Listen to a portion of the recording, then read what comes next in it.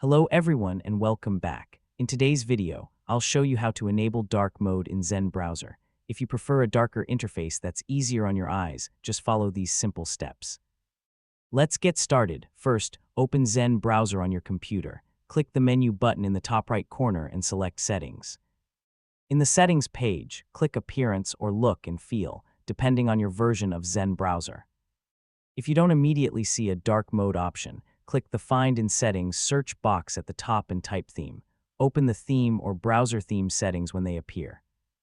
Now select Dark from the available theme options. If your browser uses the system theme, choose System and enable dark mode in your Windows settings instead. Once you select dark, the browser interface will change immediately. There's no need to click a Save button because the setting is applied automatically. Open a new tab to confirm that dark mode is enabled and the browser is now using the dark theme. And that's it. You've successfully enabled dark mode in Zen Browser. If you found this tutorial helpful, don't forget to like this video, subscribe to the channel, and turn on notifications for more helpful tech tutorials.